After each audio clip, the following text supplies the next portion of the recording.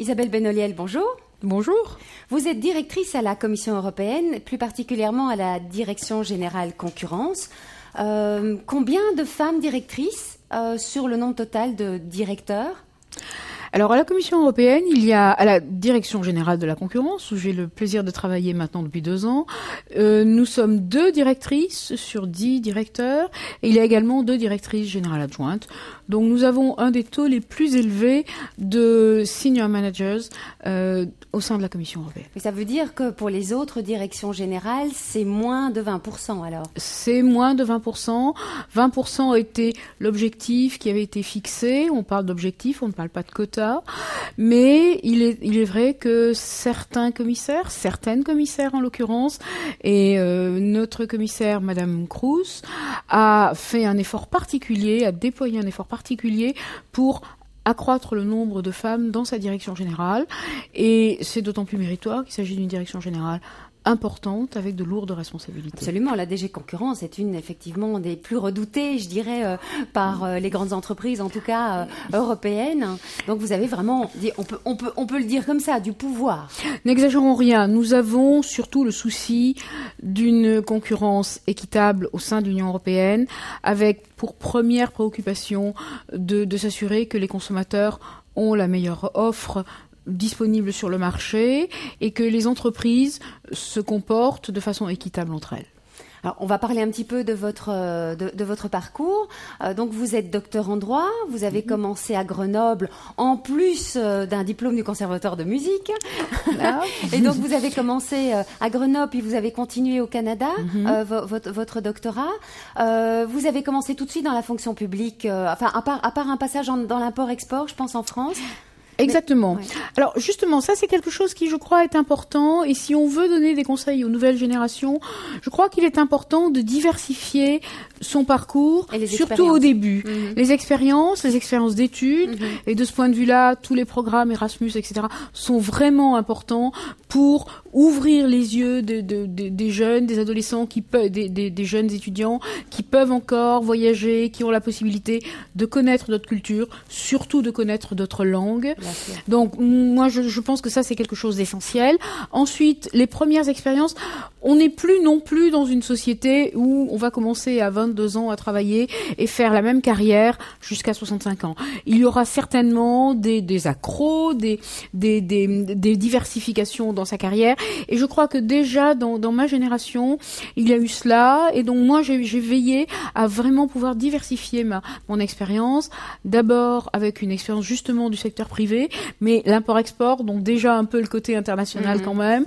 Et puis ensuite, je me suis dit, il faut avoir un ancrage local, donc avoir une connaissance des structures locales. Donc j'ai travaillé dans une collectivité locale, et puis ensuite dans l'administration nationale de mon pays, et puis évidemment, compte tenu de mon doctorat, comme vous y êtes référé tout à l'heure. Vos études à Bruges, exactement. De Bruges. Et quand on a goûté à l'international, quand on a goûté à l'européen, on n'arrive plus à en sortir, et donc naturellement, j'ai présenté et j'ai eu la chance de réussir un concours des institutions européennes. Et c'est là donc à partir de 1985 que vous avez commencé votre carrière à la Commission. Vous avez fait pas mal de directions générales, vous avez fait aussi 2 cabinets, vous étiez directrice adjointe, je pense, d'un commissaire, le commissaire Frattini, je pense, donc à Justice et Affaires intérieures. Puis maintenant, vous êtes directrice. Comment est-ce qu'on peut faire carrière à la Commission européenne ? Est-ce que d'après vous, c'est la même chose que dans les autres administrations nationales, voire dans le secteur privé ? Est-ce qu'il faut les mêmes talents ?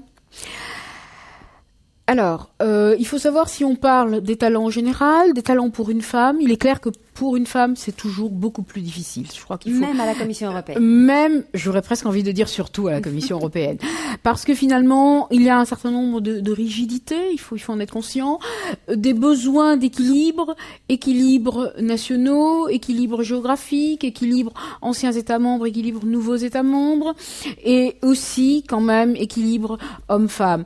Et donc, je crois qu'il y a trois grands pôles, 3 grandes qualités ou caractéristiques pour pouvoir faire son chemin, j'ai envie de dire, à la Commission, comme dans toute carrière professionnelle.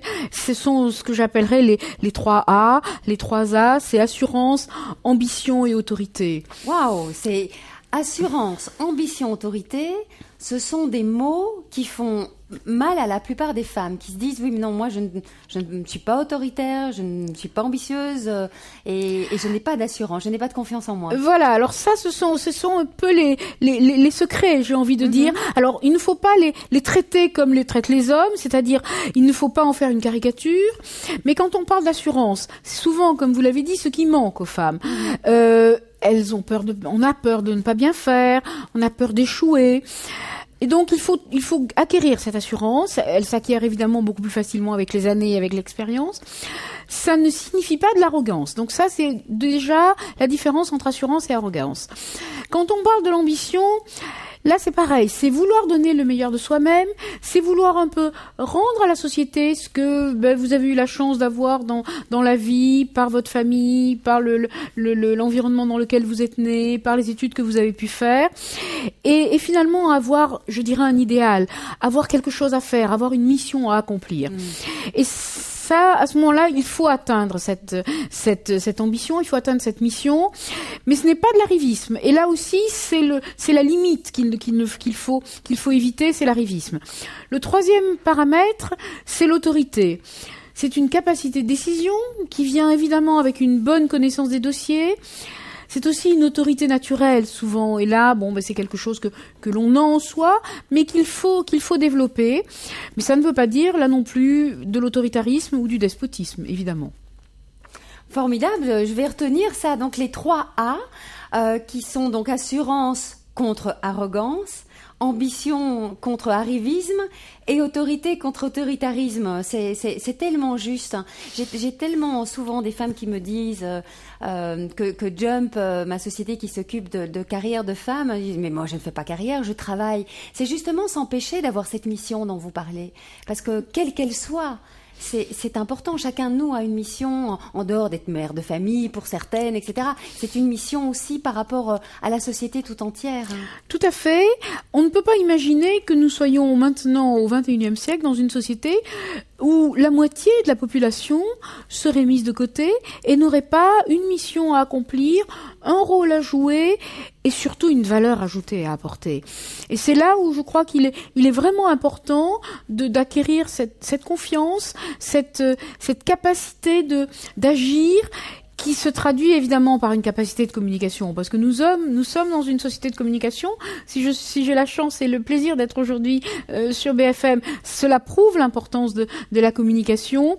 Et ce sont tous ces aspects-là qu'une femme doit avoir conscience et doit avoir besoin de développer, et qu'il est possible de faire, et qu'il n'est pas difficile. Alors on dit je ne fais pas carrière, je travaille.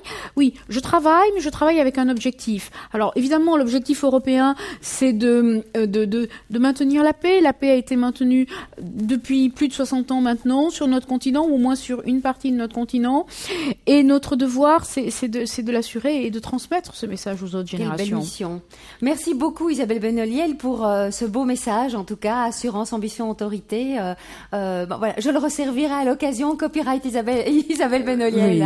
Oui, Merci beaucoup en tout cas. Merci beaucoup Isabelle, à bientôt.